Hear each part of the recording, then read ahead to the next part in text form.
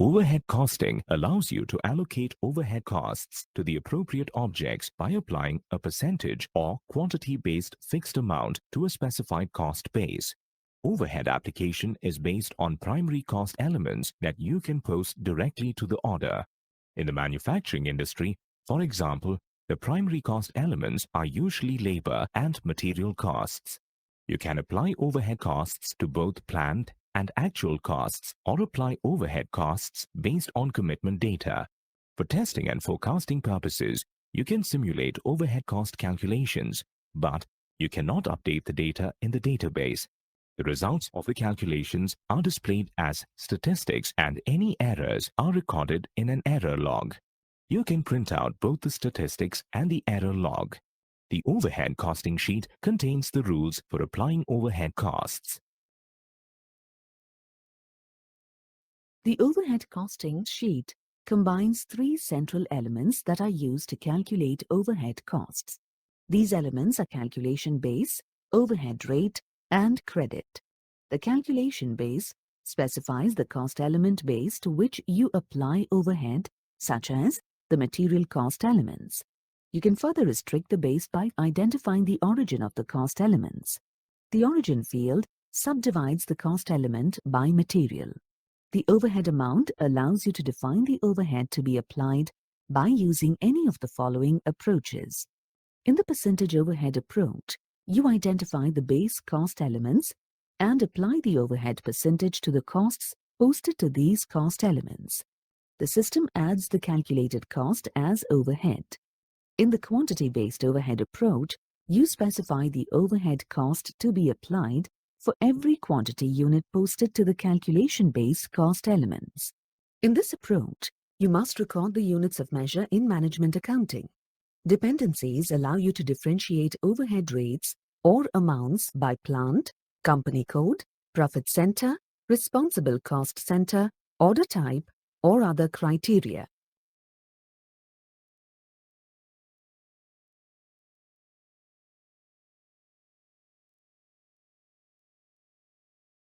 Overhead orders can be the receivers of cost center activity allocations.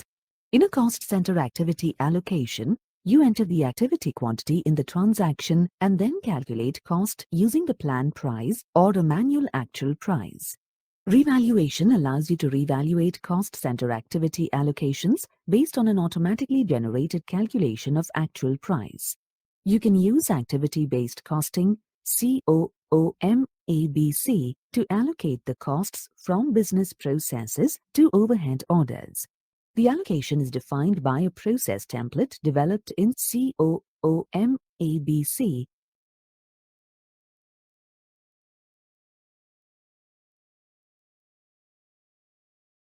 To minimize the number of postings in financial accounting, collect the primary postings, such as telephone costs, on a clearing cost center or on an order. Then allocate the costs with a user-defined key to the appropriate objects in management accounting, such as an overhead cost order at period end closing.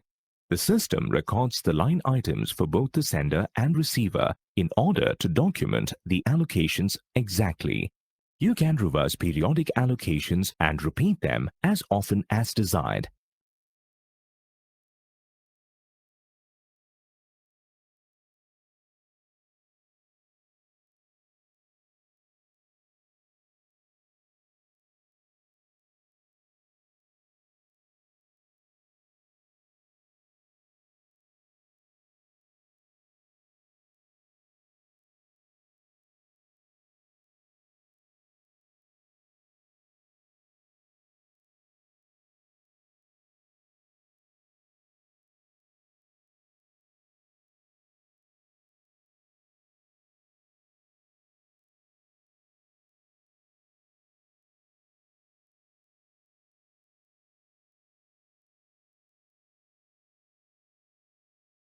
You can credit an order during a periodic reposting. To do this, you define the order in a segment of its life cycle as a sender which you can credit, debiting various different receiver object types. You define how the order is credited by using one of the flexible allocation rules that are available.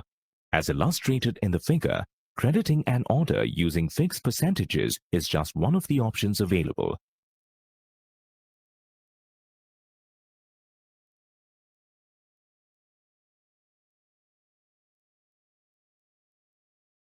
You use overhead orders as an interim collector of costs and as an aid to the planning, monitoring, and reporting processes. When the task is complete, the costs are passed on to their final destination, such as cost centers, work breakdown structure or WBS elements, and profitability segments. This process is called settlement. In settlement, you allocate some or all of the costs posted to an order to one or more receivers. The system automatically generates the offset postings that credits the order. You can process settlement for individual orders or collectively for a group of orders. The costs gathered on an order can be settled on a variety of account assignment objects, as illustrated in the figure. Settlement to an asset or general ledger or GL account is an external settlement because financial accounting is updated by the settlement.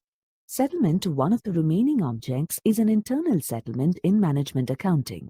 You optionally settle statistically to a cost center, statistical order, or statistical WBS element in addition to the actual receivers. Order settlement is not mandatory. The orders can remain debited without ever settling the costs. Before you can settle an order, you must specify where you want to post the costs. You define the settlement with any of the following procedures. Basic settlement. Basic settlement allows you to settle 100% of the costs to one cost center or to one GL account under one cost element. You enter the data in period end closing on the order master record. Extended settlement. Extended settlement allows you to create your own settlement rules in the order master record. These settlement rules can be used to settle costs to one or more receivers and allow a wide range of receivers such as WBS elements, sales orders, and profitability segments. Specify how the costs are to be split, that is, distribution rules. In extended settlement, you control the settlement process using assignments in the settlement parameters on the order master record. These parameters include the settlement profile, settlement structure, PA transfer structure, and so on. The settlement profile, which specifies the default values for the other parameters, is derived from the order type. The individual settlement parameters can then be changed on the order master record. You specify a settlement profile in the master record even if you are using basic settlement. You must specify which receiver object types are to be permitted. The settlement profile defines the following settings. The settlement profile determines where the settlement is required. The settlement profile specifies valid settlement receivers and proposes these in the order master record, such as cost center for the receiver. The settlement profile sets settlement indicators, including the valid methods for apportioning costs. The settlement profile defines document management parameters. The settlement profile identifies the default values for the other settlement parameters on the order master record, specifically the settlement structure, PA transfer structure, and the source structure. The allocation structure controls how original cost elements are assigned to settlement cost elements. You also have the option of settling by using the original cost element, which also exists. The PA transfer structure controls how cost elements are assigned to value fields in costing-based PA. Use the PA transfer structure only if you settle internal orders directly to PA. The source structure controls settlement to different receivers depending on the original cost elements that were posted to the order. You enter the distribution rules in the settlement rule overview screen. The distribution rule specifies which portion of the order costs should be settled to which receiver. Each line in the distribution table defines the allocation to a particular receiver. You allocate costs to the receivers based on one of the following parameters: percentage, equivalence number, fixed amounts. The SAP system ensures that you cannot create a rule containing an amount as well as an equivalence number or a percentage. You can change the distribution rules within a settlement rule only if you assign different validity periods to them.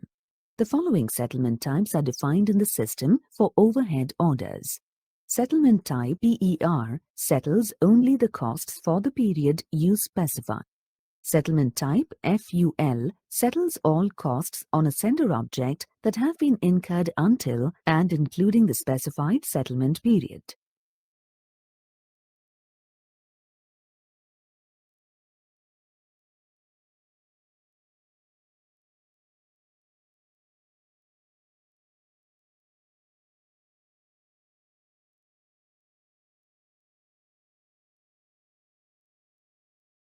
The categories of settlement cost elements are as follows. An internal settlement cost element type 21, is used when you settle to a management accounting object such as a cost center, order, or WBS element. An external settlement cost element type 22, is used when you settle to an asset or a GL account. After settlement, the costs incurred originally on the order are still visible, regardless of the approach you select. This allows you to analyze and report on your order costs at any time. Each time you settle an object, a settlement document is created. You define the number range for settlement documents during system configuration. To manage data volumes, you define in the settlement profile the retention period after which you can archive the settlement document. In addition to the settlement document, the system also creates the following documents.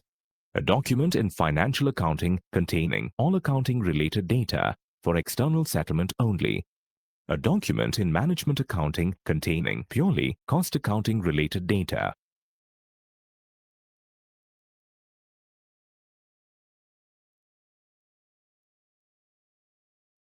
The allocation structure allows you to define the settlement cost element used to settle a group of cost elements. To use the allocation structure, create the cost element groups that contain the primary and secondary cost elements used for debit posting to your orders. In customizing, you link the cost element group to the settlement structure with a settlement assignment. For each settlement assignment, you stipulate by receiver type whether the settlement will use the original posted cost elements or a designated settlement cost element. Use settlement cost elements for the following tasks. To reduce data volumes by combining several debit cost elements under one settlement cost element. To differentiate costs allocated from orders to the receiver and to describe their purpose, such as repairs or maintenance.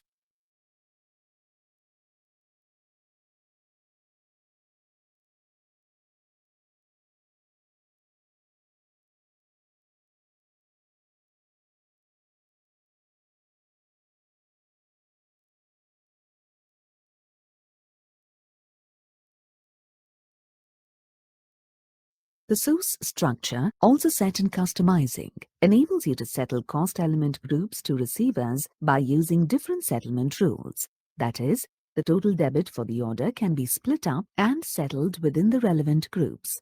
The debits in the internal order are structured in the source structure according to the cost elements. To use the source structure, insert it into the settlement profile or activate it in the master data for internal orders. You settle every single line item in capital investment orders individually. If you do not want to settle each item individually, use a source structure to settle all items. In the source structure, you combine the primary and secondary cost elements used for debit postings to your order into source assignments. You use the source assignments to allocate different types of costs to different receivers. In the example, all material costs have been settled to one receiver order, but the personnel costs have been split up and settled into two receiver cost centers. You do not need a source structure to settle all your cost elements according to the same rules. To use the source structure that you defined in customizing, enter the source structure in the settlement parameters of the order master record. Once you have made your selection, an additional column, Origin Settlement, is displayed in the settlement rule. This allows you to enter a source assignment for each distribution.